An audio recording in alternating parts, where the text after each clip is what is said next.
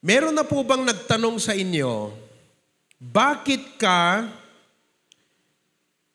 palaging nag-a-attend ng church service? Meron na bang nagtanong sa inyo?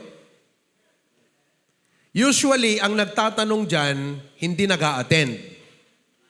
Kasi, bakit mo kukwestiyonin yung nag-a-attend ng church service kung ikaw ay nag-a-attend?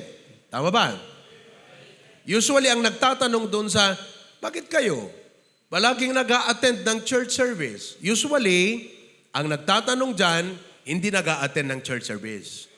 Ngayon, pag halimbawa, tinanong ka, Mang James, bakit kayo? Hindi ba kayo pwedeng maka-absent sa inyong mga church service? Ba't palagi kayong nag-a-attend? Ito ang sagot mo sa kanya. Ba't ikaw hindi? Bakit hindi ka nag-a-attend?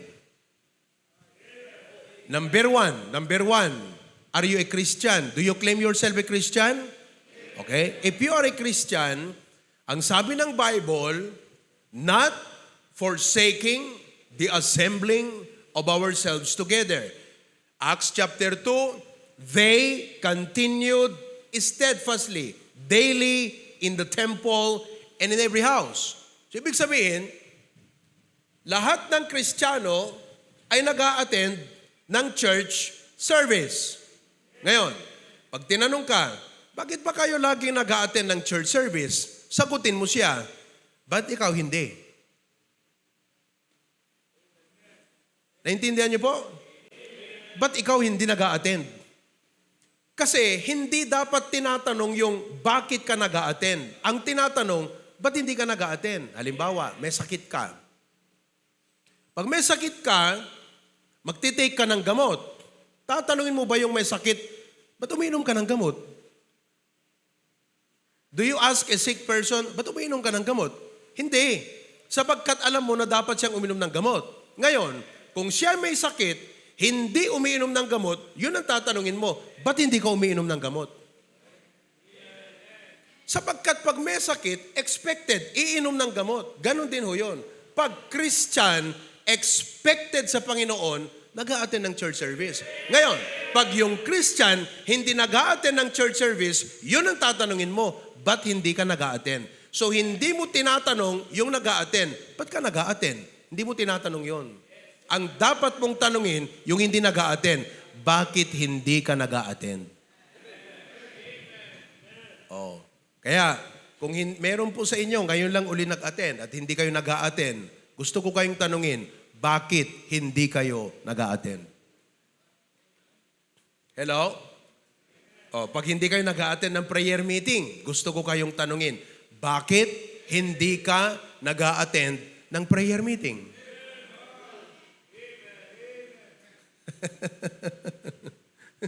Nakita nyo na mga kapatid? O, tatanungin mo ba yung estudyante, uy, ba't pumapasok ka ng school? Hindi mo tinatanong ng ganun sa estudyante. Sapagkat alam mo na pag estudyante, dapat pumasok sa... Ngayon, pag may nakita kang estudyante na oras ng eskwela nasa Robinson, magugulat ka. Uy, ba't nandito ka? Ba't hindi ka pumasok? Kaya nga pag meron ho tayong member na wala dito ngayon, at kilala ng mga kapitbahay niyan na member dito, nagtatanong yung mga kapitbahay niyan sa isip, ba't nandito to? Di ba dapat nasa church nila? Are you following? Ibig pong sabihin, ang pag-a-attend ng church, ini-expect ng Diyos, pati ang mga tao, maski na unbeliever, ini-expect na pag Kristiyano ka, nag-a-attend ka ng church. Kaya, ngayon, kung hindi ka nag-a-attend, ang aking tanong, bakit? Kagaya ng tanong doon sa estudyanteng hindi pumasok, ba't nandito ka? Ba't hindi ka pumasok? May klase kayo, di ba? Opo. Ba't hindi ka pumasok? May mga rason yan. Ayon, pag tinanong mo yung hindi nag-a-attend, ba't hindi ka nag-a-attend ng prayer meeting? May rason yan. Usually, may mga rason yan. At hindi usually. Talagang may rason yan. Are you following now? Oh. Kaya, hindi na natin pag-uusapan yung bakit hindi ka nag-a-attend. That's between you and God. Sagutin nyo yan sa Panginoon. Ngayon, ang ating lesson ay ganito. The blessings for faithfully attending church. Ano ba ang mga pagpapala pag tayo ay namamalagi? Bigyan nyo nga ako ng magandang Tagalog sa salitang faithful. Matapat. Matapat, tama? Faithful. Matapat. Okay. Tanungin mo nga yung katabi mo, matapat ka ba sa church attendance? Faithful ka ba? Yeah, tanungin mo yung katabi mo, faithful ka? Mula January, August na, naka-attend ka ba sa lahat ng Sunday service?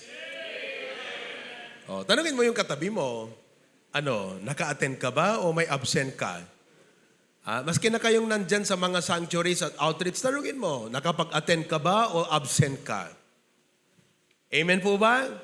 Okay. The blessings for faithfully attending church service. Now, the problem of attendance has become so acute. Ay, grabe naman to. Ang hindi pala pag-a-attend ng service ay isang malala at malubhang sakit na hindi kayang gamutin ni Doc Lester. Hindi kayang gamutin ni Doc Lester yan. Kasi wala akong gamot sa parmasya, yung tamad mag-attend ng church, walang gamot sa parmasya yan. Yun hong Kristiyano na imbes na pumunta sa church, na masyal-pasyal kung saan-saan, wala akong gamot sa parmasya dyan. Pero malalang sakit po yun. Ang tawag doon, Sunday sickness. Nagkakasakit pag linggo. Pag Lunes hanggang Sabado, okay. Pero pag linggo, may sakit. Tanungin mo sa katabi mo, may Sunday sickness ka ba? Malalang sakit eh. Acute. Ano bang acute, Doc Lester? Pag sinabi mong acute, grabe na this. Acute ulcer. Ibig sabihin, malala na yon. Hello? Ngayon, the problem of attendance has become so acute. Okay lang sana yung walang A, di ba? Pag wala yung A, cute. Ito may A. Acute. Yun ang delikado. In some churches, dahil daw po, tignan mo kaya, malala na ang sakit ng mga Kristiyano na hindi na nag-a-attend ng church, ang ginawa ng mga pastor ay lumikha ng tinatawag na gimmick, pakulo. Pag kayo na kumpleto nyo ng isang buwan, may premyo kayo. O gimmick yon. Di ba? Gimmick, ang tawag doon, promo. May pa-promo.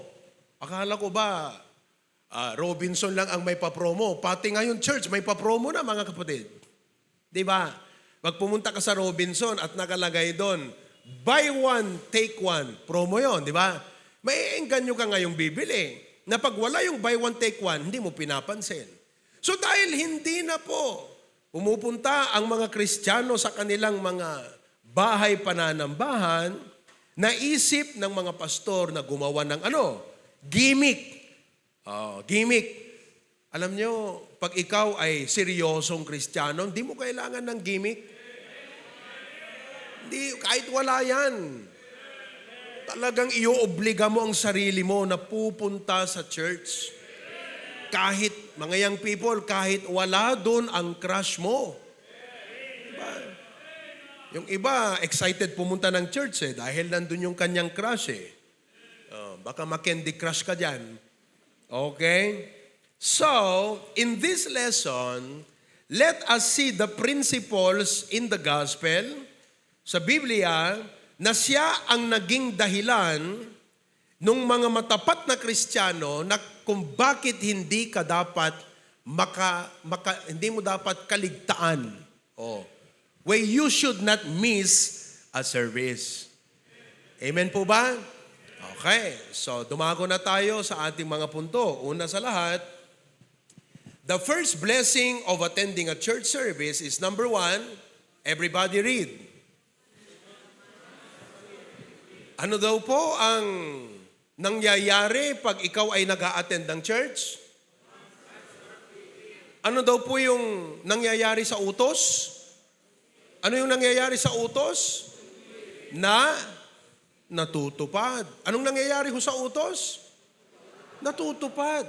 So pag wala ka sa church, sa araw at oras na may service, anong nangyayari sa utos? Hindi natutupad. Kita nyo yan? So, commands are fulfilled. In Hebrews 10:25, it says, Hebrews 10:25, dapat, mga kapatid, tandaan nyo ang verse na to ha. Dahil ito ang ating pinaka-basis ng ating pagtitipon. Tinanong ka, meron ba sa Bible na mag-attend ka ng church? Yan Hebrews 10:25. Read, not forsaking the assembling of ourselves together, as the manner of some is, but exhorting one another, and so much the more as ye see the day approaching. Ano po yan? Suggestion ba? Sa tingin nyo, is that a suggestion? No. It is a command. Anong utos? Not forsaking. Sa Tagalog, huwag pababayaan. Huwag pababayaan. Kaya, kung napapabayaan mo na, nakakaligtaan mo na ang pag-a-attend ng church service, what is happening? You are not fulfilling the command. Now, the word assembling is a verb participle that refers to the act of assembling. Thus, it includes all assemblies of the church. All. Lahat. Kaya nasaunti lahat. Sabi nung taga-Kapampangan, lahat. Kasi hindi pinupronounce yung H Lahat. Lahat ay dapat inaatenan. Okay? It is not an optional matter. Where one is a member, God did not give us a choice in that matter. Ibig pong sabihin, kayo sa inyong sarili, must make this decision to require yourself to fulfill our God's command, which is to attend the assembly. Papasalamat sa Panginoon itong ating mga kabataan, mga nagre-review. Nandito ba yung mga nagre-review ng board exam? Nandito kayo? Ayan sila. Taas ang kamay, huwag kayong mahiya. Ayan Supposed to be, may review yan ngayong umaga. 2 months yan, di ba? 2 buwan. But then, I prayerfully admonished them. I said, siguro, pwede naman kayong humabol after service sa review center. Yung hindi nyo na-take ng Sunday morning sa review center, i-self-review nyo. I thank God. I did not require them to attend the church. I just admonished them. So anong ibig sabihin nun? Pambira, review ka lang, church service to, a-attend ako. Pastor, paano pag hindi pumasa? Bakit hindi papasa? If you honor God, He will honor you. Paano, Pastor, pag hindi nga pumasa? By the grace of God, papasa yan. Kaya panalangin natin na sila'y pumasa, mga kapatid. we give God the worship that He seeks. Ang ating Panginoong Diyos ay naghahanap ng mga nagpapahalaga ng Kanyang glory. Anong ibig sabihin nun? Kasi sa atin, ang mahalaga lang, pera. Mahalaga. Mahalaga ang trabaho. Tama? Nakikinig ho ba kayo? Mahalaga ang kinikita. Mahalaga ang holiday. Mahalaga ang rest. Mahalaga ang relaxation. Mahalaga ang pamilya. Mahalaga ang mga kaibigan. Lahat po yan mahalaga. Pero alam niyong hinahanap ng Diyos? Yung nagpapahalaga o nagbibigay halaga ng Kanyang glory. People who will come to worship. The word worship, say worship. Ang salitang worship, galing sa salita na worth. Say worth. W-O-R-T-H. Ang ibig sabihin ng worth, halaga. Hindi ka nandito for nothing but you are here because of your belief that God's glory is valuable. High value. Kaya ka nandito. Nandito ka sapagkat ang nagtulak sa iyong pumunta rito, yung paniniwalang iyon. Hindi dahil pinilit ka. Hindi dahil, alam mo, maganda yung church na yon. Kundi, nandito ka because of your belief. Ba't daw tayo nandito? Dahil sa ating? Ulitin natin. Ba't ka nandito? Dahil sa iyong, na ano? Anong belief na yon? Belief na ano? Pinapahalagahan mo ang glory ng Diyos. So, if the Christians, the members, come to church and they are driven, ang nagtutulak ay yung kanilang paniniwala sa kahalagahan ng pagbibigay puri sa ating Panginoong Diyos. Mga Kristiyanong ganyan, hindi kailangan ng gimmick. Ang mga ganyang mga anak, hindi kailangan ng kondisyon. Mama, aatenan ko ang lahat ng service, pero bibilhin mo to. Hindi kailangan yon. Para mo naman binibili ang Diyos.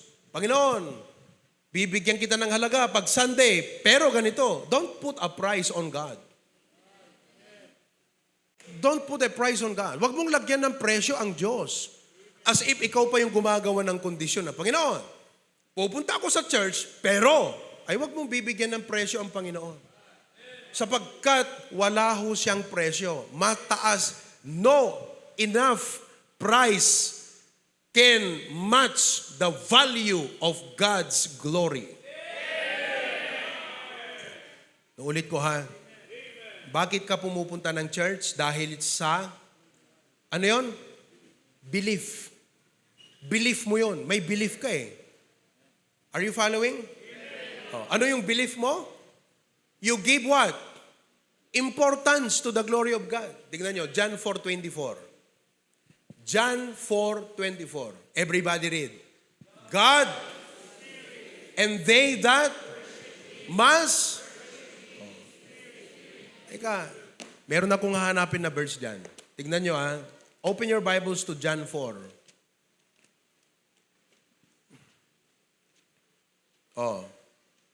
John chapter 4. Okay? 23. Ayun. Atras ka ng isang verse. 23. 23. Everybody read.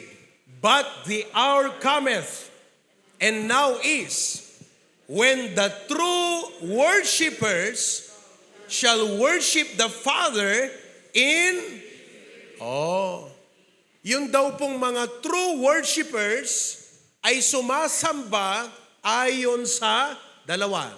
Ano? Tingnan nyo isang sagot dyan. According to what? Spirit and in... anong ibig sabihin ng truth? Ano ang dapat mong gawin sa truth? Pagandaran di pa siti panunod tayo. Anat aramidem kadayjay kinapudno. What do you do with the truth? What do you do with the truth? You believe it. Tayo, ang galing nating maniwala sa mga scam. Huwag kang maniwala sa scam. Ang scam ay parang totoo, pero hindi. Scam ang tawag doon. Huwag ka doon maniwala.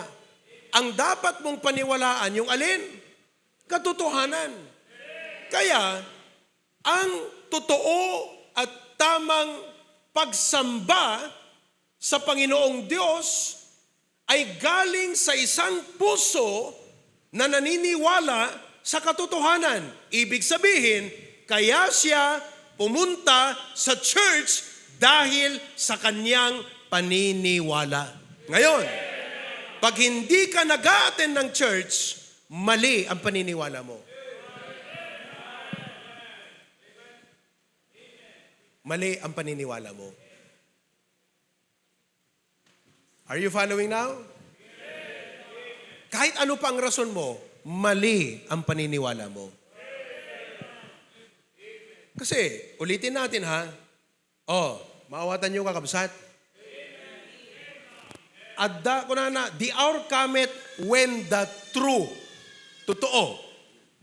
totoong sumasamba, true worshipers. Anong gagawin po ng mga true worshipers? They will what?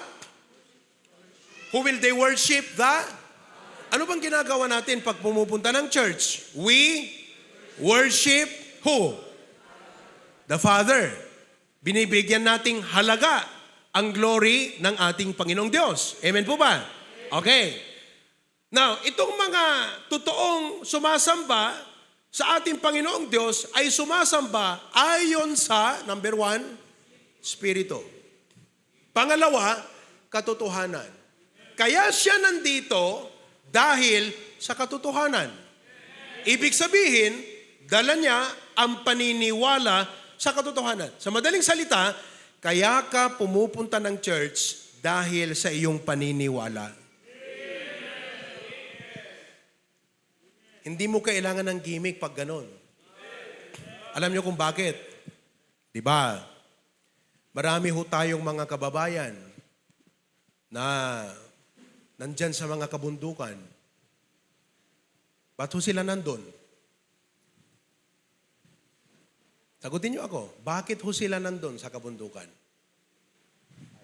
Dahil sa paniniwala. May pera ba sa kabundukan? Wala. Ba't sila nandun? Dahil sa paniniwala. Are you following now? Alam niyo po, it's about time na tayo mga Kristiyano ang umaandar sa atin, paniniwala. Paniniwala sa katotohanan. Nakakapagod pong mag-encourage ng Kristiyano na gumagawa ng maraming dahilan. Stop making excuses. Paandarin mo ang pananampalataya mo. Paandarin mo na yan. Stop making excuses.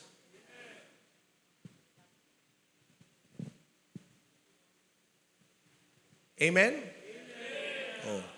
Nung panahon ni Apulakay, martial law. Sino po sa inyo nakaabot nun? Yung martial law? Si Tito Jerry. Nakapunta ka ba ng Manila noon, Tito Jerry, nung martial law? Ay, hindi mo naranasan. Ako din, hindi eh. Nung araw, martial law, pag alas 6 na, tama? Correct me if I'm wrong. Pag alas 6 na, Tito Jerry, ano nang nangyayari? Curfew na. Wala nang lalabas. Oh. Ngayon, may mga nagwewelga noon. Lumalaban. Akalain mo yon? Lalaban ka at the expense of your life. Lalabanan mo. Di ba? You go against the law. Martial law. Batas militar. Ang nagpapatupad ng batas, militar. Andyan nakakalat ang mga militar. Bawal lumabas pag alas 6. May mga tao nung araw na matatalino. Lumalabas, nagwewelga, at they go against sa batas. Bakit nila ginagawa yon? may mapapalang pera? Wala. Alam nyo bakit ginagawa? Dahil sa paniniwala. Ibig sabihin, ang tao na gumagawa ng isang bagay sang-ayon sa kanyang paniniwala, hindi niya iintindihin ang anumang dahilan na hindi siya gagawa. Dahil ang nagtutulak sa kanya ay hindi gimmick, hindi po panahon, kundi paniniwala. Yan ho ang dapat niyong tandaan sa ating lesson ngayong umaga. Kaya ka nag-a-attend ng church dahil sa paniniwala. Paniniwala sa katotohanan. Your faith and belief in the truth. Oh. Are you following? Yung iba naman noon, hanggang ngayon, di ba? Nung tumakbo ang ating mahal na presidente, President Bongbong Marcos, BBM, di ba? Alam nyo ba sa Visayas, may mga matatanda, hanggang ngayon, sa mga liblib na lugar, pag tinanong mo, sino ang presidente mo? Kahit nung panahon pa ni Noynoy, ang sasabihin sa'yo, Ferdinand Marcos. Ano yun? Paniniwala. Are you following? Kaya ang Kristiyano na naging paniniwala sa kanya ang pag-attend ng church, na yung paniniwala ay sang-ayon sa katotohanang inuutos ng Panginoon, hindi mo yan kailangang bisitahin para mag-church. Hindi mo yan kailangang aliwin na, okay, pag nag-attend ka may hamburger. Hindi kailangan. Sapagkat siya mismo, dadalhin niya ang sarili niya sa pananambahan. Bakit? Paniniwala niya yun.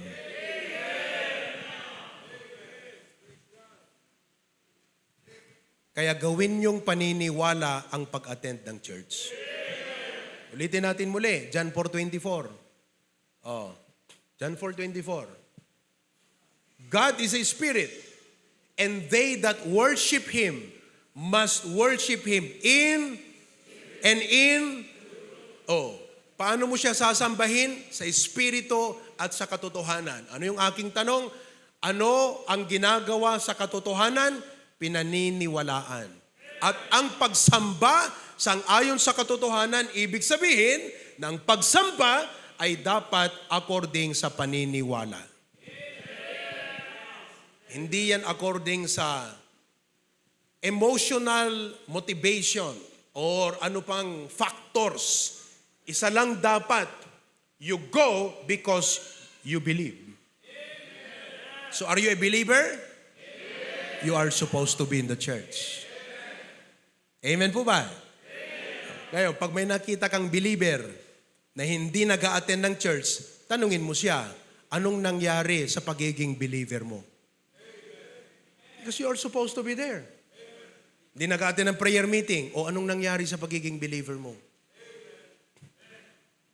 Okay, number 2. Not only commands are fulfilled, the second blessing for faithfully attending church service is we grow and develop spiritually. Basahin nga natin lahat. Ready, go. We and tandaan nyo ang ating pinag-uusapan dito, epekto, resulta, bunga. Ano yung blessing na ating natatanggap sa pag-a-attend natin ng church? Ano po?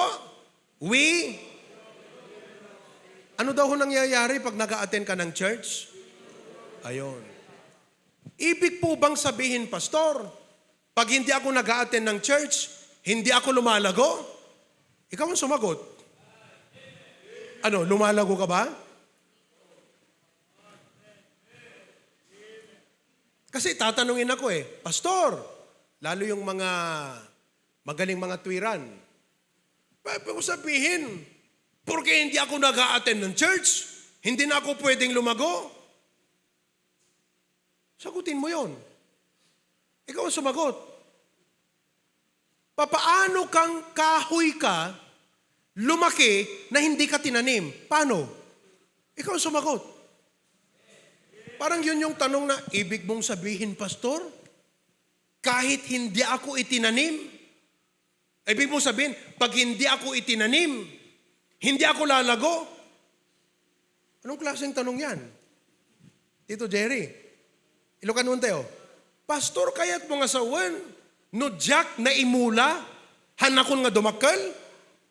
No jak, no awan danom, hanakon nga dumakal?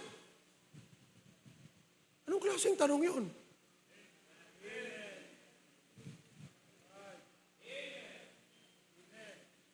Ang dapat tanong doon, pambihira, itinanim ka, dinidiligan ka, hindi ka lumalaki, yun dapat ang tanong. Hindi yung, pambihira, ibig mong sabihin, pag hindi na ako itinanim, at hindi na ako dinidiligan, ibig sabihin, hindi na ako lalaki? Ano sa tingin mo?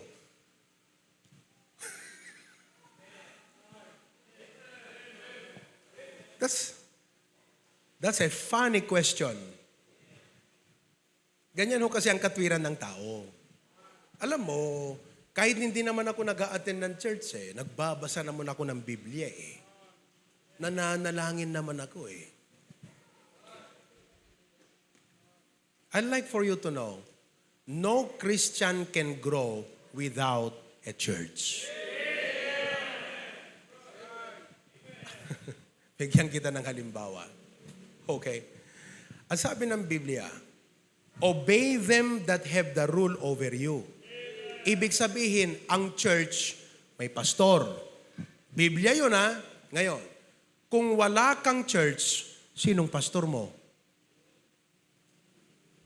Kung wala kang pastor, how do you say you are growing spiritually? Growing is obeying God's word. And if you are not obeying God's word, how are you growing?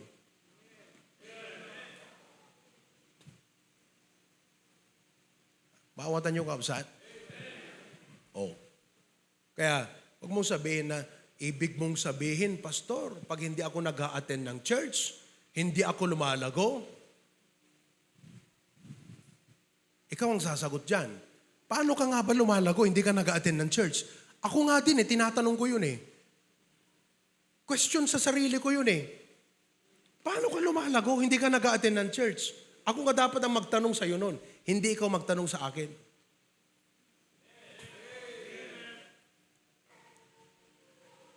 Amen? Parang nakakapagtaka, di ba? Nakakita ka ti may sa akayo ti mangga. Wala naman siyang ugat. Nakatayo doon, pero nagbubunga. Anong tawag mo doon? Anong tawag mo doon? Pambihira. Papaya. Papaya tree. Walang ugat. Haang nga naikali, DJ.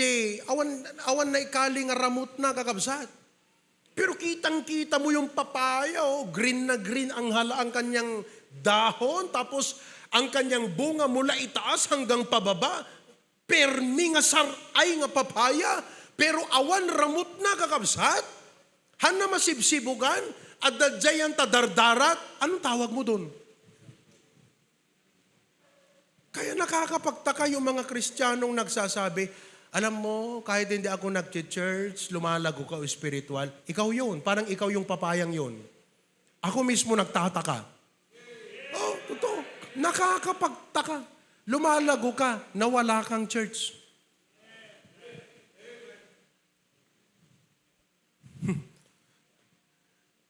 Amen? So, if you attend the church, mga kapatid, you will grow. Kaya, pag nag-a-attend ka ng church, ganito, it is expected na pag nandyan ka, lumalago, grow and develop spiritually. Bakit? May pastor na nagpapakain sa'yo. Diba? Hearing all of the messages, sermons, and attending Sunday school classes helps one to grow and develop into a mature Christian.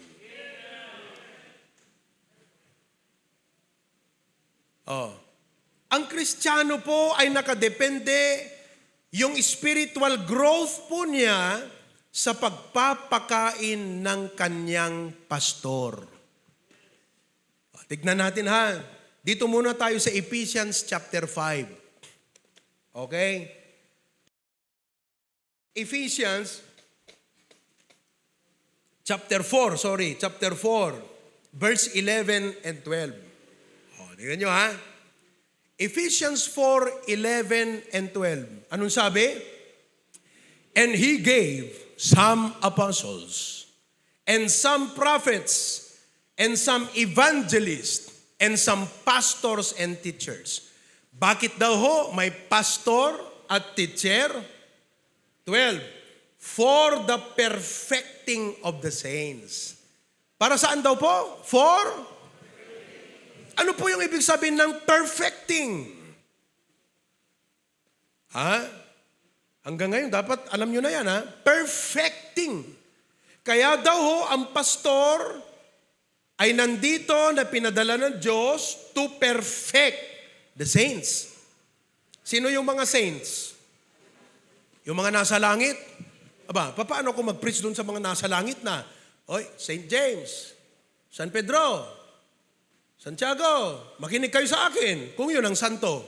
Hindi po nasa langit yung mga santo. Yung mga santo, lahat ng hinirang ng Panginoon. Ligtas kagaya mo at kagaya ko, tayo ang mga santo. Kaya nga dapat yung mga nananalangin sa saint, sa atin manalangin eh. Kasi tayo ang mga buhay na santo. Hindi makakatulong yung patay, tayong buhay makakatulong. Dapat sa atin nananalangin yun, di ba? Pero hindi yung paniniwala natin sa Bible. Wala sa Bible yan. Okay? Baka maya-maya manalangin ka sa katabi mo, ha? Son Jerry, tulungan mo ako. Umaasa kami sa iyo. Pira, ano? Okay? Tayo yung mga santo, di ho ba? Ngayon, ano po ang resulta ng pangangaral ng pastor? Perfecting. Ang salitang perfecting, ibig pong sabihin, pinupuno. Ibinibigay sa'yo yung hindi mo pa alam. Yung hindi ka pa marunong na aspeto ng pananampalataya, itinuturo ng pastor yan sa atin. Perfecting. Naintindihan nyo na po? That is why, inuulit ko, hindi ka pwedeng lumalago na walang church. Hindi pwedeng lumago ka na walang church.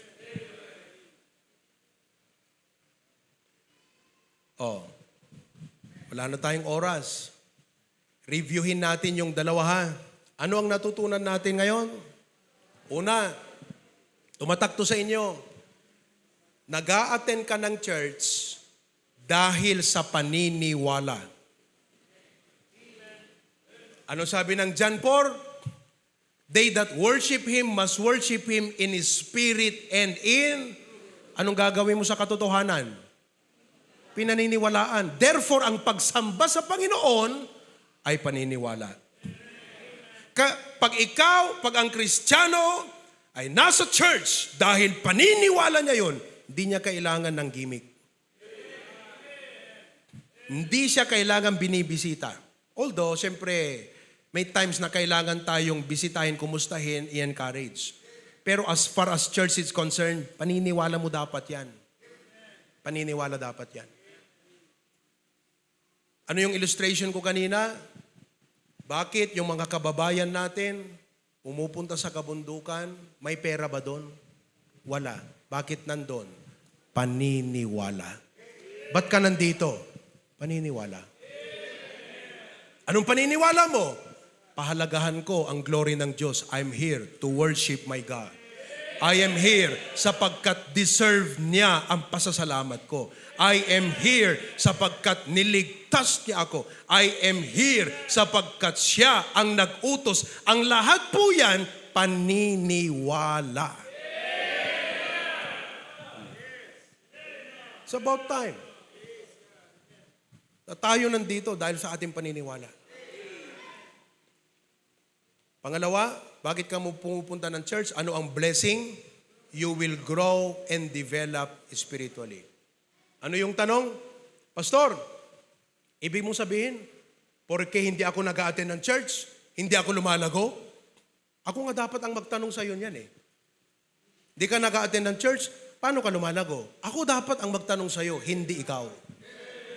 Kasi, kung papaya tree ka, hindi ka nakatanim, paano ka nagbubunga? Sige nga, sagutin mo. Paano ka nagbubunga? Ikaw na papaya tree, hindi ka nakatanim. Paano ka lumalago? Wala kang church. Ako dapat ang magtanong sa iyo niyan. Kaya, pag nag-a-attend ka ng church, ang epekto sa iyo, paglago. Bakit? May pastor na nangangaral ng Biblia. Kung humble ka lang, kung ina-admit mo lang na meron kang dapat malaman pa sa Panginoon sa Biblia, ay lalago ka talaga. Kahit 40 years ka ng Kristiyano, dahil 40 years na ang HBBC. Ako nga, pinanganak na ako dito. Lumaki ako dito. Tinawag ako ng ating Panginoon dito. Nangangaral dito. Hopefully by the grace of God, hanggang mamatay, andito pa rin sa HBBC. Pero lumalago pa rin ako, spiritual. Amen po ba? Education is from the cradle to the grave. Huwag mong sasabihin na, ay, matanda na ako, hindi ko na kailangan yan. When you stop learning, you stop growing. And when you stop growing, you stop living. You are just existing. So don't stop learning and don't stop growing. Marami pa po tayong mapag-aaralan sa ating mga services. And all of God's people say, dakilang Diyos, salamat po sa aming lesson ngayong umaga. Inimpasay sa amin, Panginoon, na ang pag-a-attend ng church ay according to truth in spirit and in truth. And if it is the truth, dear Lord, ang dapat sa amin, pinaniniwalaan namin yan. Kaya kami nandito dahil naniniwala kami sa iyong glory. Naniniwala kami that you deserve our gratitude. You deserve na kami po ay nandito dahil ang lahat ng sa amin at meron kami, ikaw ang nagbigay. Kaya't nararapat lamang na nandito kami upang papurihan ka. Naniniwala kami sa iyong utos na huwag pabayaan ang pagtitipon. Kaya nandito kami dahil sa paniniwalang iyan. Ayon sa iyong katotohanan sa salita. Nandito kami at salamat na ang aming pag-a-attend ng church, ang bunga ay paglago espiritual. Panginoon, may mga taon ang pangangatwiran Porque ba hindi ako nag-a-attend ng church, hindi ako lumalago. Ayun nga pong nakakapagtaka Para siyang papaya tree, lumalago, hindi naman nakatanim. Paano kaya yun? Panginoon, sana maunawaan ng bawat isa sa amin na ang aming pag-a-attend ay parang itinatanim namin ang aming buhay sa church. At dahil po yan, sa magitan ng mga salita mo, pangangaral, sa magitan ng fellowship of the believers, the more we plant ourselves in the church, we enjoy the benefit that gives us spiritual growth and development. Thank you, dear Lord. In Jesus' name we pray. Everyone says,